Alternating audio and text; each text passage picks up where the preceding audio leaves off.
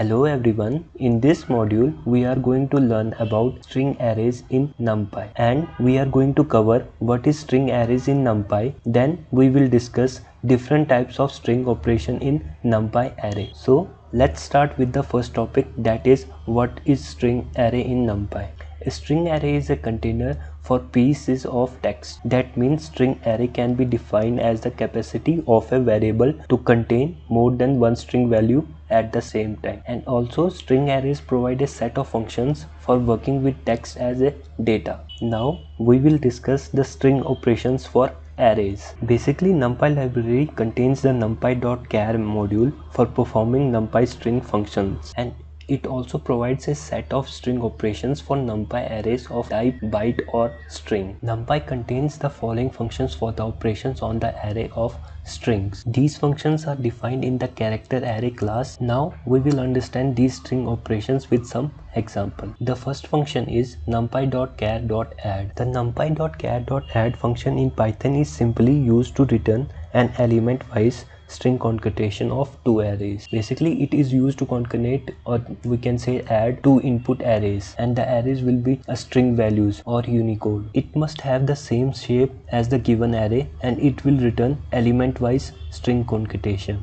Here is the syntax of numpy.char add, and this is the function name, and within this function there are two parameters, that is x1 and x2. The x1 parameter specifies the first input array which we want to add with the second input array. x2 parameter indicates the second input array. Now let's see the example for better understand the concept of the numpy.char.add function. So here I have taken an example. In this example, first I have imported the NumPy library with the alias name np. After that we have created an array. The first array we have declared with the name first name by using np.array function, and within this function we have set the value, that name is Bob. The next array we have declared is last name by using np.array function, and within this function we have set the value, that is stan field, as a string. Now we want to concatenation these given arrays. So by using np.char.add function we can easily concatenate the first name and the last name array. After assigning these arrays in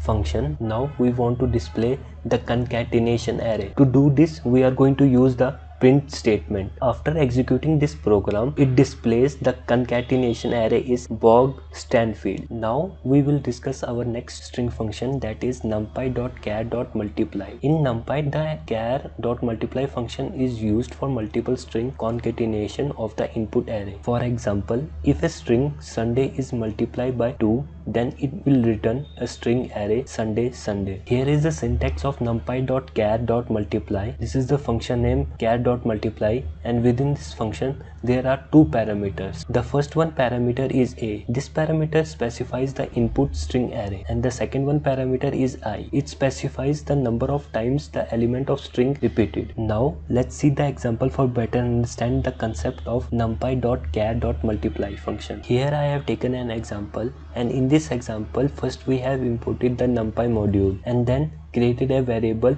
that is coding languages, and it contains only string elements. Next we have created a variable that is I, and it specifies the number of times to be repeated. In this case we have specified the 3 numeric value. Next we have used the np.char.multiply function, and within this function we have set the coding language, that is array, and along with that we have set the integer value which we have stored in I variable. Now to display the multiplication of string we are going to use the print statement. After executing this code, it displays Python as 3 times, Java as 3 times, and C++ as 3 times. Now we will discuss our next function, that is numpy.char.center. So basically this function is used to return an input array and have its element positions in the center and padded on the right and left with fill char. Here is the syntax of char.center function, and this is the function name, and within this function there are 3 parameters. The first one parameter is a.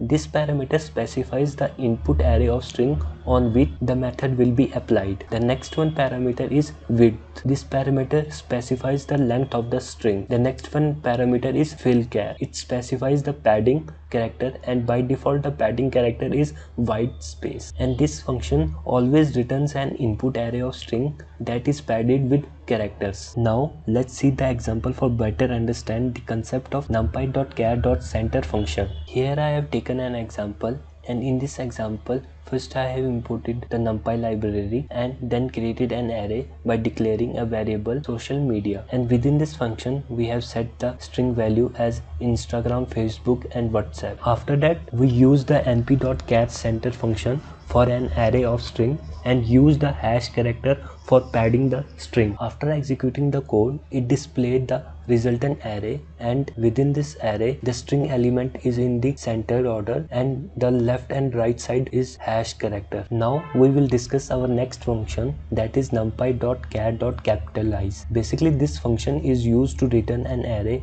of strings and the first character of each element will be capitalized, and this function will check the condition if the input string is having its first character as capital, otherwise it will return the original string. Here is the syntax of char.capitalize function, and within this function we have set only one parameter that indicates the array of string and that need to be capitalized, and it always return the string with the first character in the capital letter. Now let's see the example for better understand the concept of numpy.char.capitalize. So here I have taken an example and use the np.array function for creating an input array of string, and within this function we have assigned the string and the first character of string is lowercase. After that we have used the np.char.capitalize function, and within this function we have set the array as an argument. Now for displaying the array we have used the print statement. After executing the code, it displays the array and the first character of string is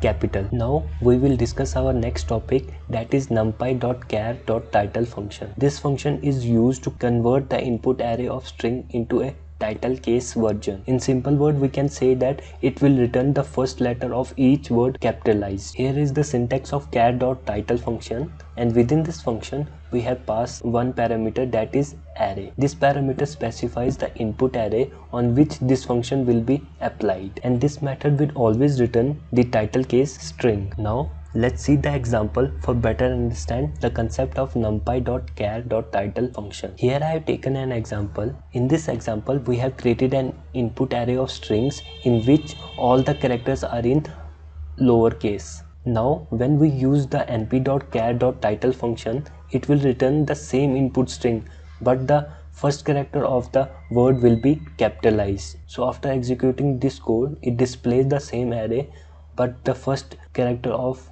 string has capitalized. Now we will discuss our next function, that is numpy.char.lower function.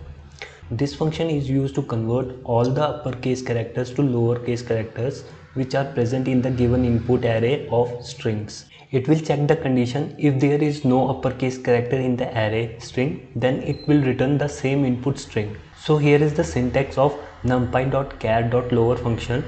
Char.lower is the function name, and within this function there is only one parameter, that is a. It specifies the input array of string, and it always return a lowercase character from input array of strings.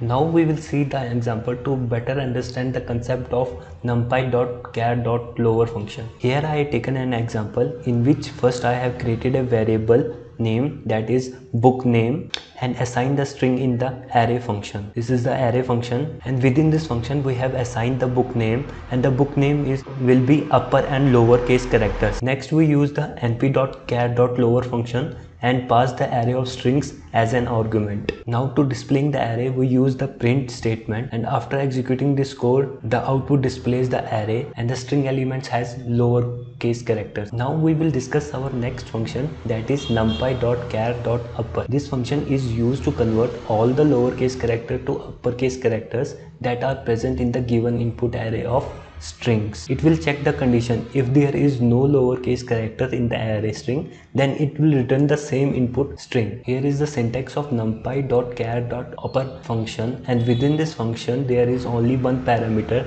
that is a, and it specifies the input array of strings, and it always return an uppercase character from an input array of strings. Now let's see an example to better understand the concept of numpy.char.upper function. Here I have taken an example in which first I have created a variable name, that is author name, and assigned the string in the np.array function with upper and lowercase character. Next we use the np.char.upper function, and within this function we have assigned the author name variable. After executing the code, it will display the same string, but all the characters will be the uppercase character. Now we will discuss our next function, that is numpy.char.split.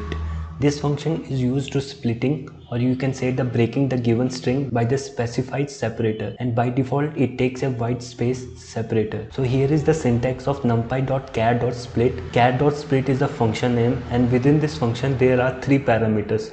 The first one parameter is a, and it specifies the input array. The next one parameter is sep. By default it takes none value, but it will check the condition. If the separator is not specified, then by default the white space separator is applied.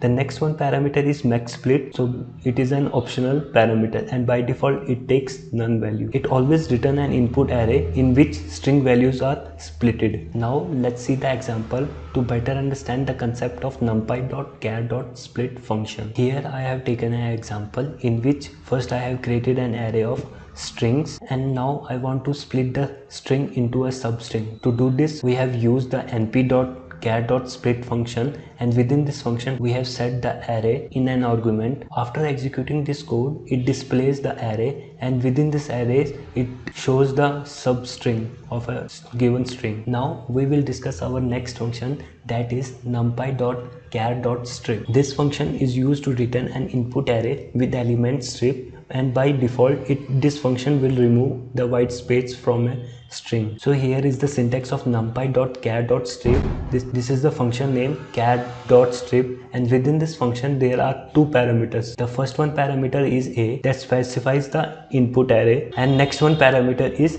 chars. This parameter indicates the set of characters that we want to remove. It will check the condition. If the argument is not given, then by default it removes white space, and this method will always return an output array of string. Now let's see the example to better understand the concept of numpy.char.strip function. Here I have taken an example. In this example, first we have created an array by using np.array function, and within this function we have set the string element in it. After that we have used the np.char.strip function, and within this function we have assigned the array as an argument. After executing this code, it displays the array, but it removes all the white spaces we have given in an input array. Now we will discuss our next function, that is numpy.char.join function, and this function is used to concatenate an input array of string in each sequence, and it will add a separator character to each string. For example, if you have a string Python and